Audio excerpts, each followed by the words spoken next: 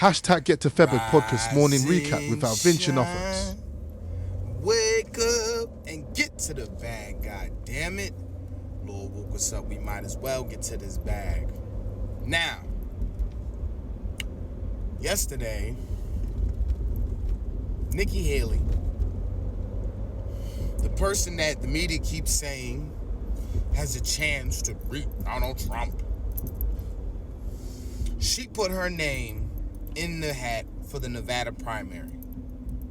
Now, Donald Trump, he didn't do that. He put his name in the caucus and not the primary. Now, why does this matter? There was a reason why he did that. Okay, the caucuses was a better move than the primary. So, Nicki Hailey, of course, she thought since she put her name in the primary and there was no Donald Trump, she was going to win the primary, and that was going to give her campaign some life. We won Nevada, and South Carolina is next. But the sad part is, not only did she not win, she lost to nobody. 62% of the people that was there, 90% of the vote was in. 42,000 people said anybody but this chick. Anybody else. What are we doing here? What are we doing? You couldn't win a race with no opponents. It's over. Pack it up. Do we have to see you lose in South Carolina? Do you want a political career after this? You're losing to Casper the Friendly Ghost and his family. This is madness. Pack it up. It's over. It's done. It's finished. You fought. You gave it your all. But this shit is getting out of hand. It's supposed to be an exhibition. In other news, the biggest interview possibly in the last 20 years is tonight's. You have the commander-in-chief of the Kremlin on your right, and you got Tucker Carlson, possibly the last of the Mohicans, maybe the last journalist out here on your left, okay? Now, this is a long-anticipated interview. You already know they're gonna move heaven and earth to censor this interview, okay? So, make sure, TuckerCarlson.com, and the only other platform it'll probably be available is probably X. Okay, I don't know if they're with Rumble, because Rumble also is a lot less on the censorship side, but I know it will be on TuckerCarlson.com if you want to see the interview, which I think everybody should want to see this interview, okay?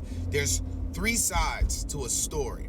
You got this side, that side, and then you got the truth. And we've only been getting one side of this story for a while. Now we're about to get another side, okay? As he said, he doesn't expect you to agree with anything Putin says, but you should be able to get this information. And what they keep telling you is that you're either not mature enough or you're not strong enough to take this information because you're just some weakling, right? You go out, you work 40 hours every goddamn week, maybe plus that if you're a 96-hour guy like myself, but you're just too weak to hear what's really going on, the truth about Ukraine and Russia. This is what they think of us, right?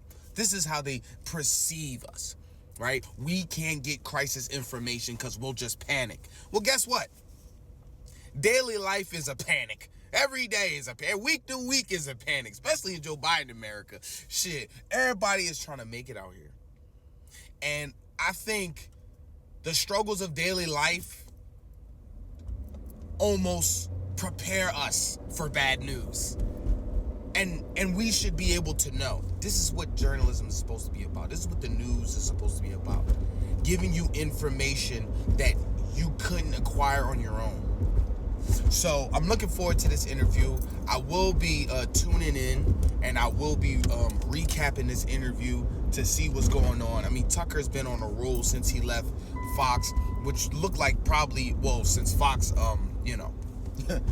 turned their back on him. It looks like this man is about to take the game over because he interviewed Javier Milei Now you got Putin. He said he'll interview Zelensky as well to keep it fair. I mean, this is what it is. This is real journalism. But then when you see the legacy media talk about it, they say, oh, Tucker Carlson's not a journalist. He's an entertainer. He's an entertainer. He's a pundit. This isn't journalism. We tried to interview Putin plenty of times. It was denied. They so scared. They scared of the truth. And the way of showing that they're afraid of the truth is they just slap misinformation on it. How is it misinformation if y'all didn't even see the damn interview yet? You don't even know what the question is. You don't even know what the man gonna say. I just say, oh, it's misinformation. Yeah, all right. Now, the president of El Salvador, who's known for the huge mega prison that was built recently, he just won in a landslide victory this weekend. And there were a lot of outcries from people like Ilhan Omar from, and I might be saying her name wrong, from the Squad, talking about how he was going against that country's constitution to run again, even though the people love him and he's literally cleaned up El Salvador. Like, the murder rate has plummeted. Now, how did he do it? Well, what he did was he took an extreme stance on gang culture, which almost was completely taking over the country. And countries like Haiti should really look into stuff like this. He built a mega prison that's like 7 football fields large. And he has huge dormitories where he puts a bunch of the inmates in there, right? And it don't matter if y'all ops or not. I mean, he really strips as much human rights from them as possible, which sounds crazy. But his argument is when these gangs were in the streets, they weren't concerned with human rights. They weren't concerned with the public. They were concerned with their own interests. They were concerned with, the gang prospering. They weren't caring about society, right? But as soon as they lose their rights and have to pay a debt to society, we're supposed to treat them with all of this respect and this, that, and the third. So how it looks is it's very intense the way this prison is. And you've seen the results on the streets of El Salvador. They pack these guys in like this. When you walk in, you got to crouch down. You can't even look. It looks like you can't even really look at security guards in their face. All the guards is to the T. Can't even show their face. Mask up. Whole combat suit. You know what I'm saying? I mean, they're playing them. These are the hardened criminals in El Salvador, and they're playing them even harder. This is how you got to do. You have to lead with strength. And of course, they got all this negative stuff to say about,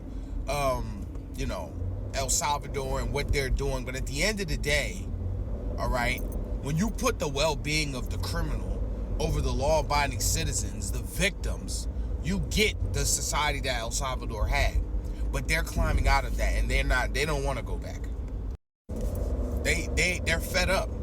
They like where their country's going, so they're keeping the person in charge, right? Because I remember he did an interview with Tucker Carlson when he was still with Fox, which was so interesting. When he visited America, he was like, yo, there's cities here that aren't as safe as places in El Salvador today. And that was last year, I believe. I think so. So, hey, look, there's different ways to do things. Now, if you haven't heard, in New York City, they've had probably the hugest crackdown with 70 plus workers, either current or ex, in NYC's housing scandal, where about 15 cents on every dollar that was supposed to be put in funding was basically allegedly dispersed amongst people, where they were taking bribes for contracts, and there was about $2 million in bribes, and there was a lot of stuff the money was supposed to go towards as repairs and stuff that it did not really go to. And this is a huge thing going on right now, and it's like, if it's not one thing, it's the next. You got the migrant crisis, you got the crime wave, and oh yeah, if you're in public housing, yeah, not only are they not fixing stuff they're supposed to, they're siphoning off the money in the slush fund, right? Corruption out the wazoo. It's crazy. It's crazy, man. Get to the bag, goddammit.